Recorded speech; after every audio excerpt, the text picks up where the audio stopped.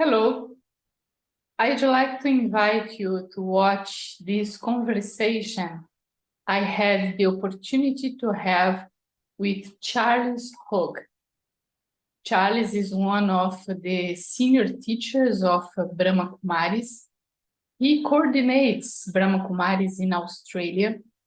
He's almost 50 years in this practice of Raja Yoga meditation. And he had the opportunity to be very close to Dadi Prakashmani. Dadi Prakashmani was the first leader of Brahma Kumaris after the founder Brahma Baba died. When he left his physical body, he put the crown of responsibility in Dadi's head.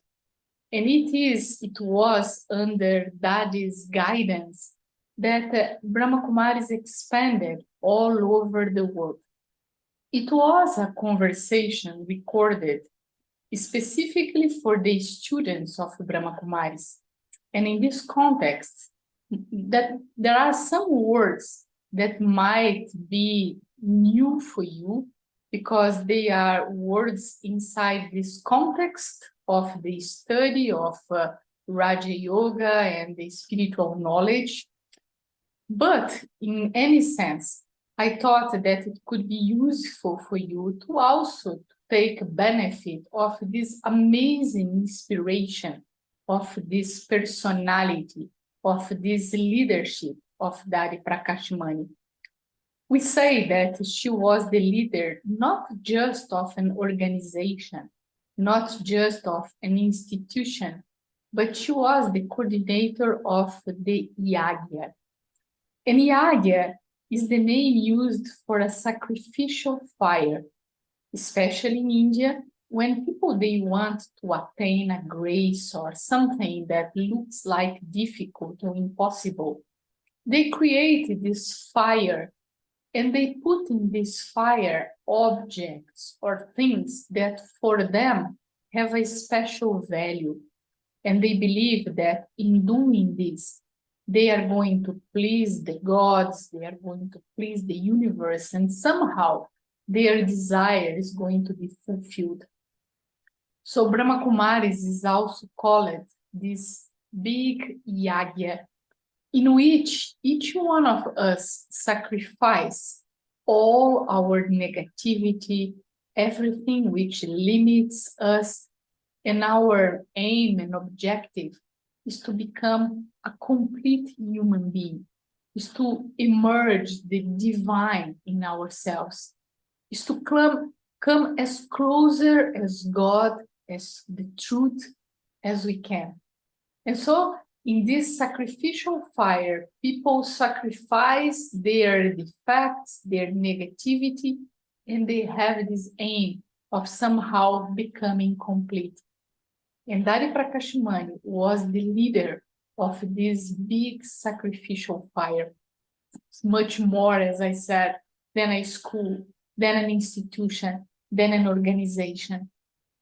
And the way that she developed her role as a leader was just amazing. So Charlie was sharing with us from his practical experience with her some moments that lived, some aspects of her personality that inspired himself, also how she left her body and how her last moments were also special, as it is, I believe, for all the great souls in the world. So I'm sure you are going to enjoy it and it's going to bring you some benefit. And in case there is something you don't understand, you are curious, you want to clarify, please write to me. You can put your comment in the channel and you are going to be very happy to clarify. Enjoy and don't forget to subscribe to our channel and also share it to other people so that all the effort of putting all these conversations together can bring benefit to many more.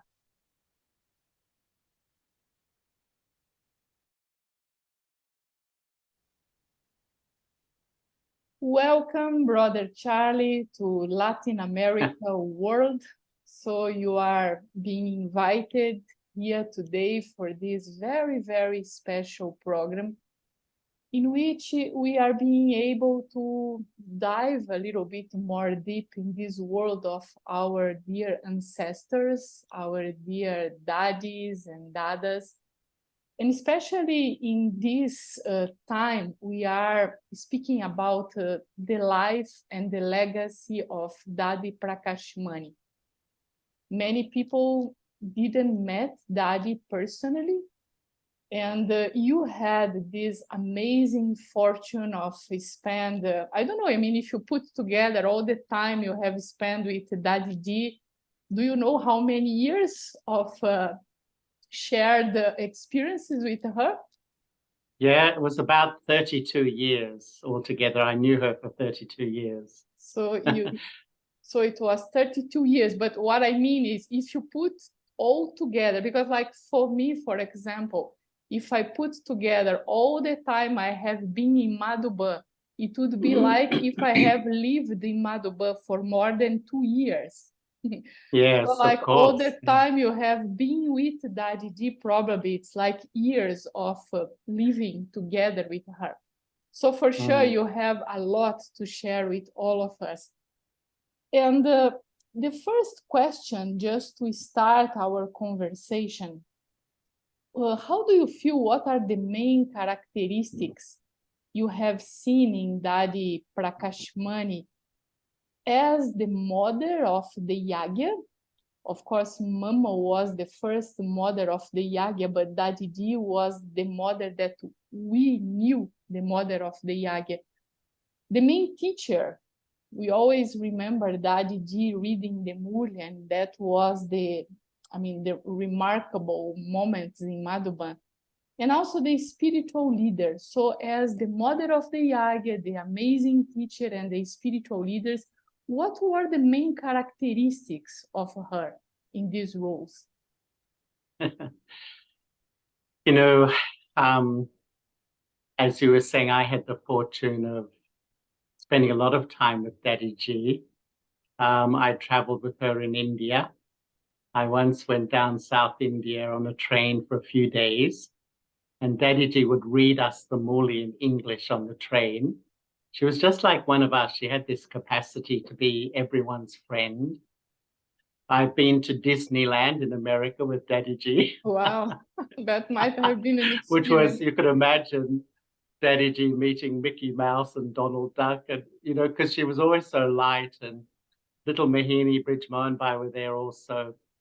I've traveled in Australia with her. I've really had a lot of time, which was amazing because she was such an extraordinary example, I feel, of a natural yogi. She never tried to be anything.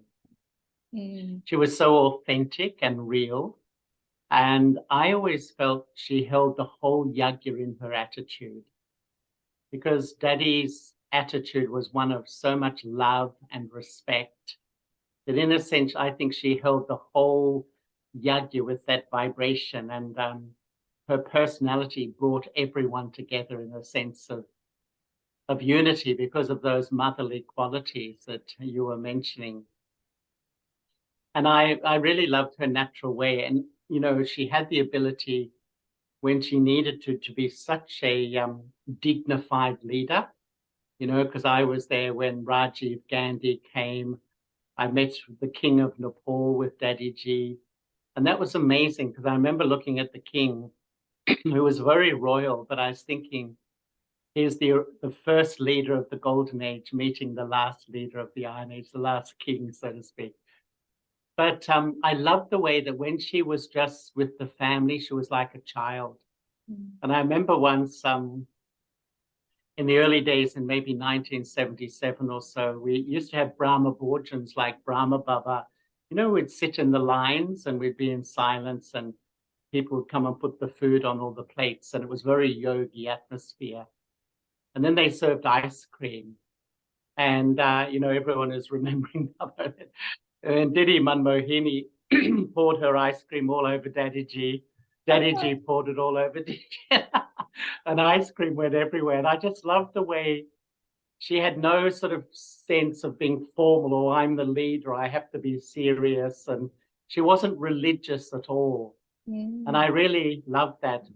And yet when she needed to be a leader, excuse me, she was extraordinary, because I think it was in about 1990 something, I went with a film crew from Australia. We made a little film called Women of Spirit, about women as spiritual leaders. And we met James Jonah in New York, who at that time was the Under Secretary General for Political Affairs, which was really the right hand of the Secretary General in dealing with, you know, the President of America, the President of Russia. And I was interviewing him. So I said to him, of all the leaders you've met, because he'd met Ronald Reagan and Mikhail Gorbachev, all these people, who's the most impressive? And he said, Dadi Prakashmani. Wow. And he wasn't just saying it because we were interviewing, because he said, because she leads by example. Her attitude, her behavior, her actions show people how, you know, to treat each other, how to respect each other, how to include each other, etc. So, you know, Daddy G really was an amazing mother sometimes, an extraordinary example teacher, and other times an incredible leader with a natural authority, a really natural authority. It's amazing, how like to bring back memories is such a bridge, kind of I'm just traveling back in past, and all these experiences become so alive, and even if you were not there at that moment, You know, you can just speaking. Yeah, you can just kind of reconnect, just listening to whatever you are saying. So it's so important to make these memories alive, and really never allow them to fade away, because I think it's the bridge with the original Yagya and the childhood days, and there is a special meaning in all of this, no? And Yes, yeah. So I mean, we know that Daddy Yankee, for instance, he was known for many years as the Western daddy. But Daddy Kumarka, she was never the India daddy. She was always the daddy of the entire world. So what do you think has made her like that, like so broad, so unlimited, and like she had a place in the heart of everyone? Yeah. You know, I think one thing that made Daddy sit on the throne of the heart of everyone was her humility. Because to be a daddy, to be the head of the yagya, and absolutely humble, she would meet everyone at the same level, whether it was a child, an adult, even I would say the workers who worked in Madhaban, you know, the sisters and brothers who do all the cleaning and stuff. They loved her dearly. I saw many times her giving blankets and things to them in winter. And you could see she was like a mother to everyone. She, no matter what person, and even when she was traveling, I remember I went to meet the Governor General of Australia with her.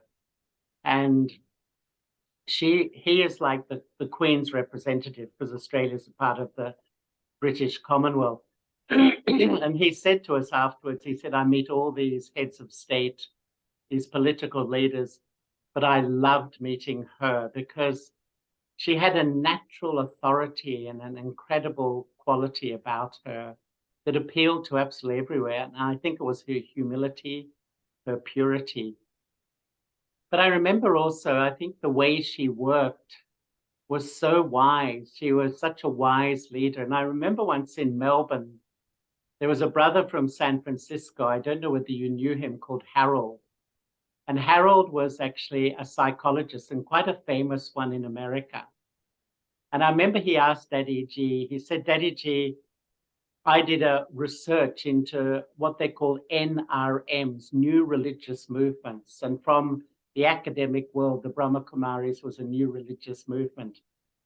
And he went on to say that most of them only have a lifetime of about 16 to 20 years.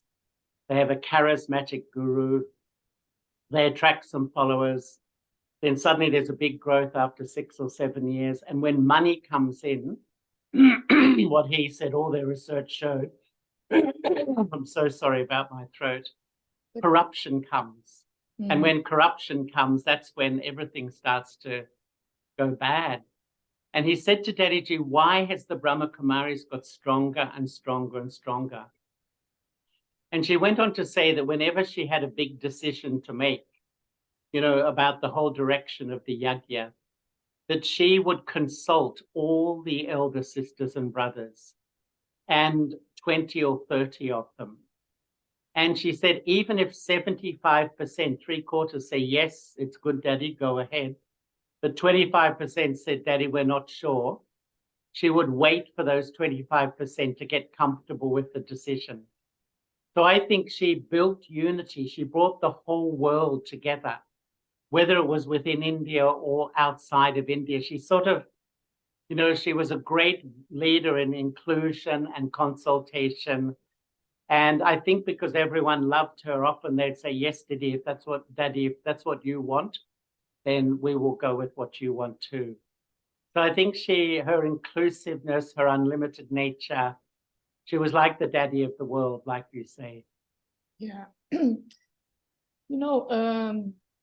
We heard that all these big spiritual leaders and even the big gurus, though Daddy was not a guru, but anyway, they kind of prepare the time in which they pass away, and a kind of powerful atmosphere is generated all around. Daddy was sick for a while, but I know that you were there together with her in the moment that she left the body. And I know that it was a very kind of silent and powerful moment. Would you like to describe it for us a little bit? How was your experience being there at that moment? Yeah, it's something, how some memories are so clear in your mind, even after it's now 16 years. But, we heard in Australia that Daddy had gone into a coma. And the next day I was sitting in Amrit Vela, and I had such a strong thought, I must go. And so I packed my bag, I booked a ticket, and at 11:30 a.m. I flew. So I only had about 5 hours. And I flew to Ahmedabad, and I took a car to Shantiban. And I can remember clearly, I walked into Daddy's cottage, and that long room as you walk in, that long room where they said a lot of the daddies were there, Ishu Daddy, Manoharindra Daddy. And there was a really sweet vibration, but no one was speaking. It was all in silence. And it was an amazing feeling. I just went in and met everyone through Drishti. And then they said to me, go into Daddy's room. And I went into Daddy's room, and she was like all connected to all those medical machines with blood pressure, etc. But she was lying like the sleeping beauty in her bed, just absolutely still, absolutely silent. And I spent some time there, and I spent most of the day in Daddyji's cottage. And then I had a bit of jet lag because I'd just flown. I went to sleep, and I woke up at 1 a.m. And I went into Diamond Hall, and there must have been 7,000 or 8,000 people at 1 a.m. in Diamond Hall. Wow. I mean, the atmosphere was amazing. And I sat there for a while, but the next morning I went to say hello to Nirvabai. And straight away he just said, go and see Daddyji. So I went in again, and I was sitting in with Daddyji where she was lying, and Daddy Gulzar was there, and she was the only other person.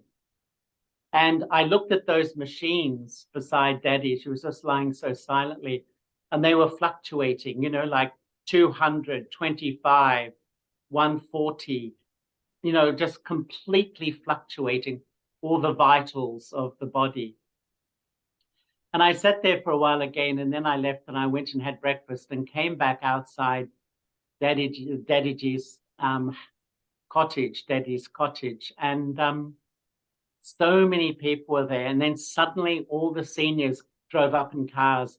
I remember Ramesh Bai and Daddy Manoharindra they all drove up and ran inside. And Shiluben came up to me and she said, "Come with me, Daddyji is about to depart."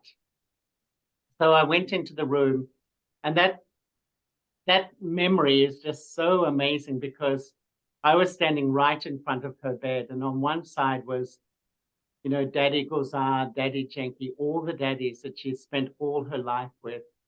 On the other side was Niver Bai, Brijman Bai, Ramesh Bai, and then, all the family, those who were looking after her in the cottage. And that atmosphere, the feeling in the room was, on one hand, incredible silence. It was so silent, so still, but there was an amazing reverence there, which is a reverence just based on this incredible love and respect that everyone had. That was the palpable atmosphere. But also I felt an atmosphere of wonder because it was like an angel was flying. And when I looked at the machines, it was 0, 0, 0, 0. And I don't really know whether she just left the body or literally as I walked in. But we just stood there, maybe 15 minutes, no one moved. And it was like an incredible occasion of the yajna. And even Baba said for the first time in the history of the yajna that someone had left their body in public. And everyone thought Daddy's life was for everyone. She always said there's no privacy in Brahmin life, She was everyone's daddy. And then we just stood there silently, and the first person to slowly move out was Daddy Jenki. And I remember she walked right in front of me, and I can remember her face was so deep in thought. And she walked past. And then there was a meeting, and Nivebai went outside and told all the Brahmin family that Daddyji has flown. Go and have a shower and freshen up, and we'll sit in tapasya in Diamond Hall. And there was, I don't know how many, I think in the end, by the time of the funeral, 20,000 people that were there. But what was amazing, Patricia, was that no one was speaking much, and we weren't even eating. We just had bananas and chai for 3 days. But I felt, like you just were communicating through your eyes and your face, and so much was said. You know how you can pass on those subtle feelings. I found an incredible, amazing atmosphere. And the next morning I went into the hall also, and they'd put Daddyji's body in an ice casket because it was very hot. And they put it in the Diamond Hall on the stage. And it was maybe 9 a.m. and Narendra Modi was there, the current Prime Minister. When he heard, he drove 4 hours from Ahmedabad, and he sat there for a whole hour just meditating. Wow. It was incredible. And that's what, you were saying about the world daddy, because people at his stature came, VIPs from all over India, Brahmins from all over India, and all the workers.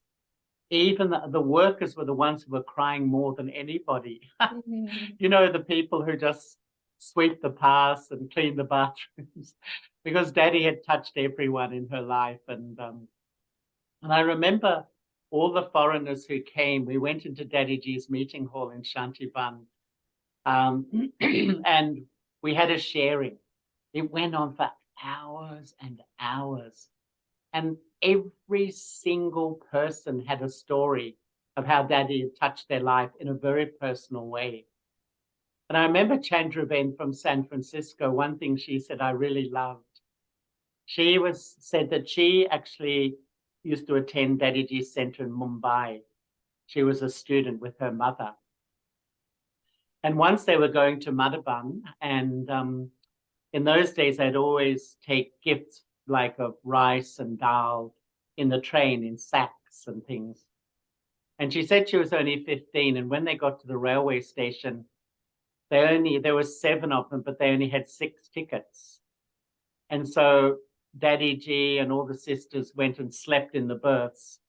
And she was sitting on the rice and the lentils, and she was, sitting on the train, and she couldn't sleep.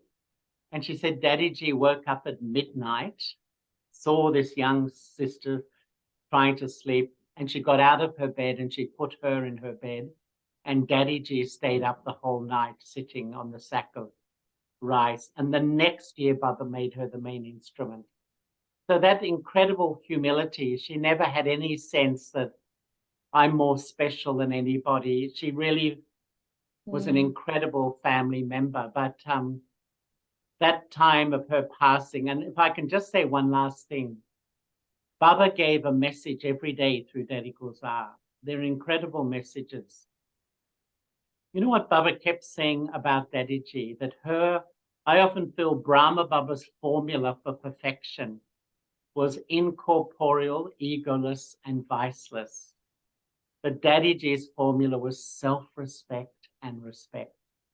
And Baba said it in every message, that Daddy lived in her self-respect and she gave respect to everyone, whoever it was who came in front, even those who maybe were working against her, she would give respect to absolutely everybody.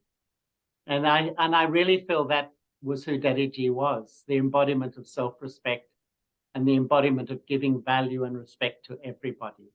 Beautiful. Yeah. Wow.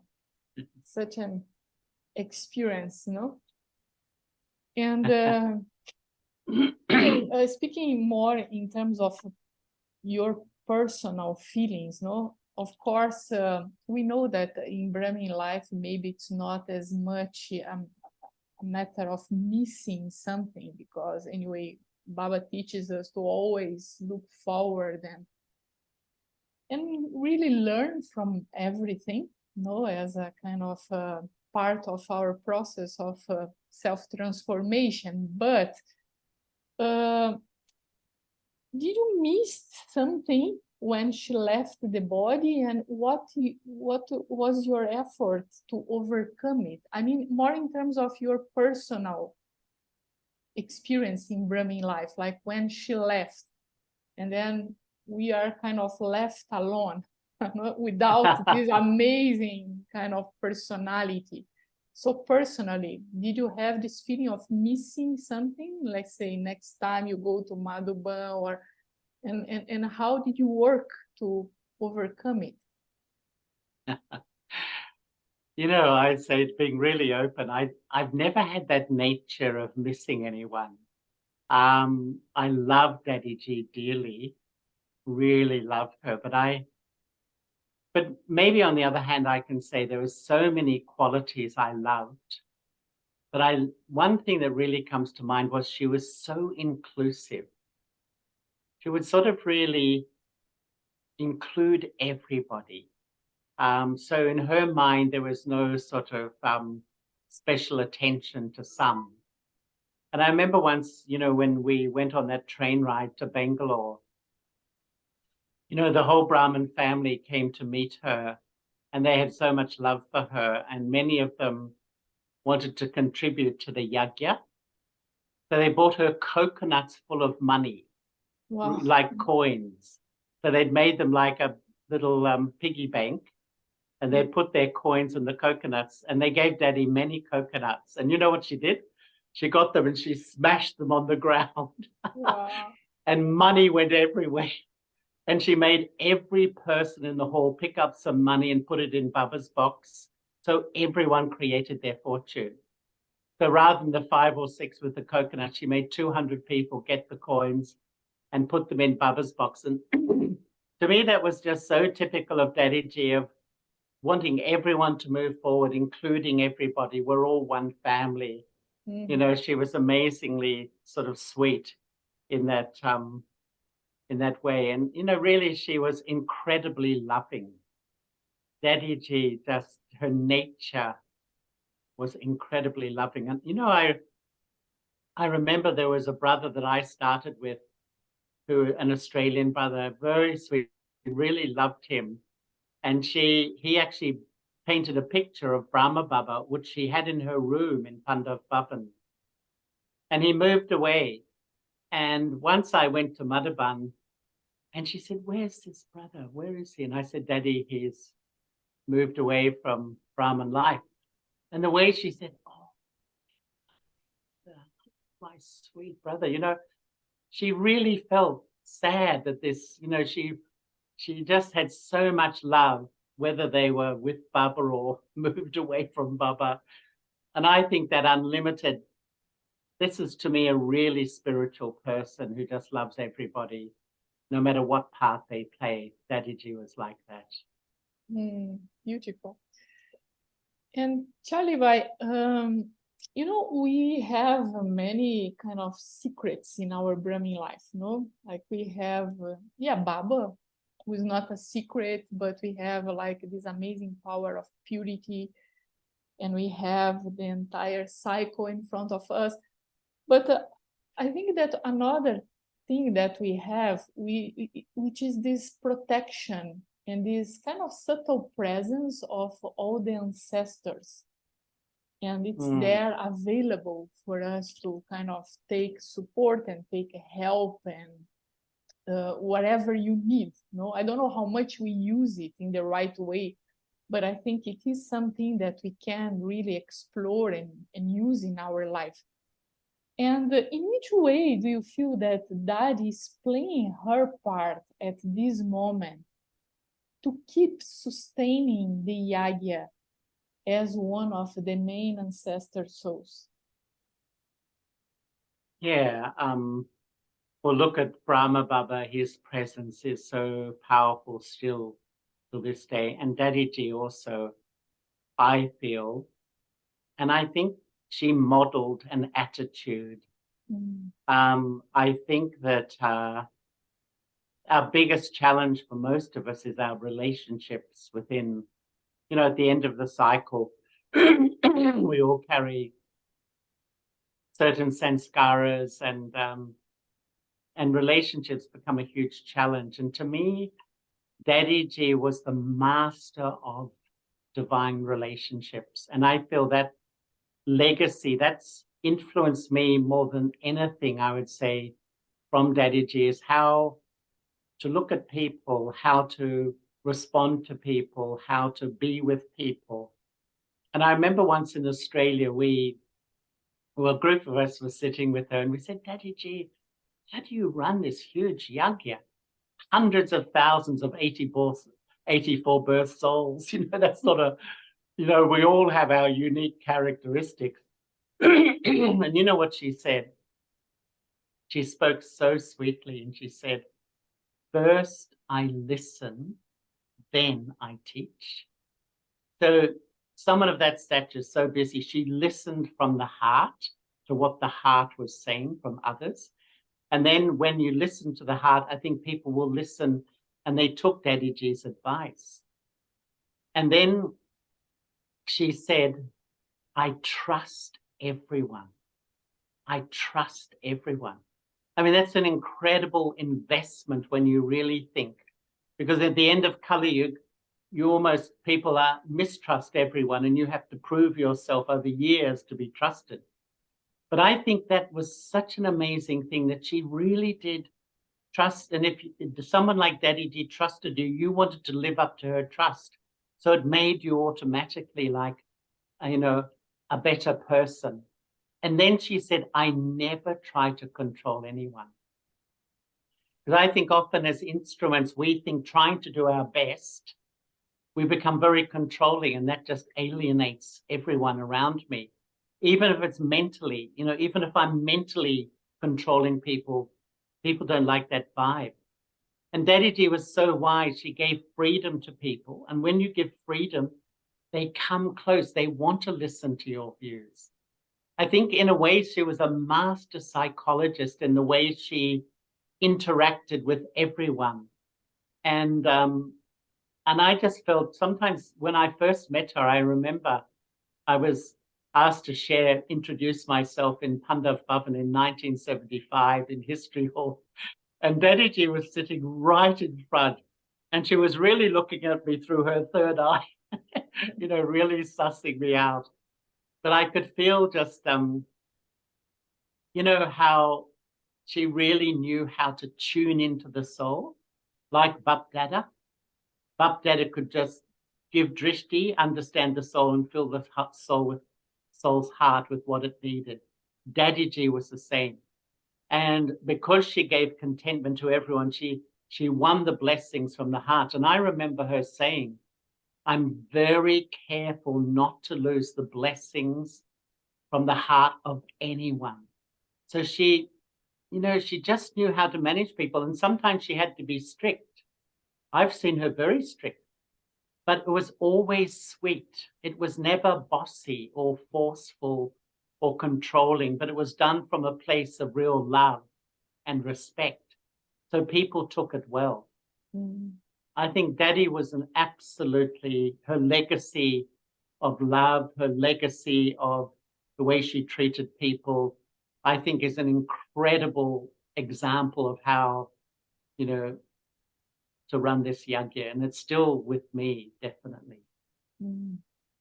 And is there anything, because I think that like sometimes when we are living with the person, we are able, of course, to perceive many of their qualities, but as we come, as time goes by, it's like the idea of being a kind of detached observer, and you are kind of far in time. It's 16 years already since 2007, and you have changed a lot in all of this time. So from your state today, from where you are now, are you able to identify some of Daddy's characteristics that maybe at that time we were not able to see? Yeah, I think that's a really sort of interesting question. And I probably one of the main things, because I suppose as I learn, then you realize where Daddy was coming from. And probably one of a few things that really have impacted me more recently is how she really was an instrument of God. She had no invested ego in her role at all. And that purity, that cleanliness, I think is at the heart of what it means to be an instrument. And I'm just appreciating more and more how she made herself free, actually. In the sense she said, this is Baba's yagya, this is Baba's family, these are Baba's children, these are Baba's centers. And because I think the big sort of issue often today is this I and my, it's so deep in the human soul at the end of the cycle to build a little kingdom and want to rule my kingdom. Daddyji wasn't like that. She absolutely, and even if you would say to her, Daddyji, we want you to come to Latin America, she would say, well, if Baba gives Daddyji permission, Daddyji will come. She talked about herself in the third person, like it's just a role. It's a game, actually. And I really appreciate, because if you're an instrument, there's so many challenges. And I think Daddyji had to face so many, but she never took them personally. She felt Baba's responsible, so I don't have to become burdened trying to deal with all the issues. And the other thing I think was her absolute purity in the form of honesty. She was absolutely straight and never pretended to be anything or was never overly diplomatic. And I remember once she was reading the Murli in Om Shanti Baba, and Baba was saying children should sit in silence when they eat. And Daddy Janki was sitting in the front row. And Daddy Janki said, Daddyji, tell the double foreigners that they should be sitting in silence, when they eat their food. And because they're so noisy. And Daddy Janki went on a bit. And then Daddyji said, but Daddy, you and I speak when we eat together in front of the whole class. Wow. She was so clean, and she was so honest. It was amazing. She was so authentic. She wasn't trying to be anything. I've got to hold an image. I'm the head of the yagya. And I think that sort of naturalness was so charming. And yeah, so those things I think have really impacted me. And maybe, as I said earlier, I think, especially at this time, we have to be so big-hearted in the family, so inclusive like she was. understand each soul's playing their part, accept everyone. We're all unique, we're all different, but everyone belongs. And that unlimited benevolent attitude, the more I go on, really touches me deeply. Just for us to finish, because we are running in time, but I was thinking about as much as time goes by and we are coming closer and closer to the next chapter, let's say, we can see that there are so many obstacles coming on the way from all directions, inside, outside. And probably it has been like that in the history of the Yagya. We know, I mean, the obstacles that Brahma Baba has faced in the beginning and how was his approach to them.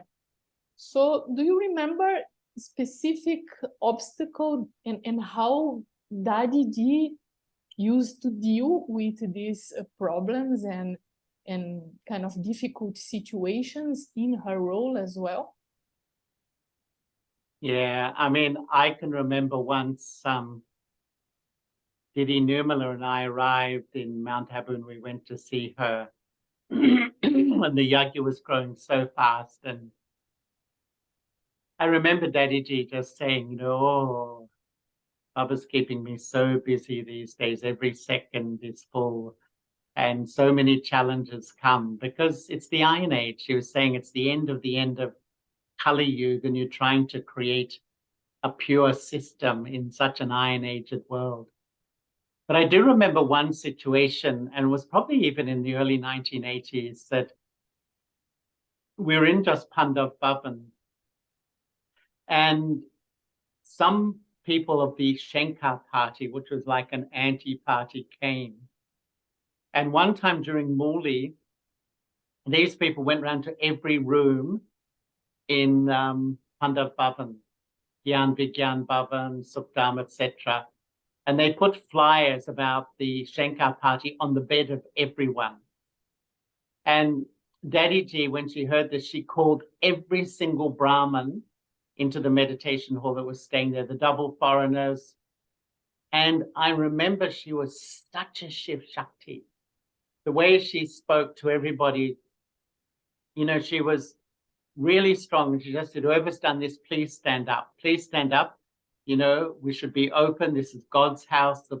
But she had so much authority. And I really saw she was so sweet, so loving. But when she needed to step into her authority, and she really was authoritative, but in a respectful way.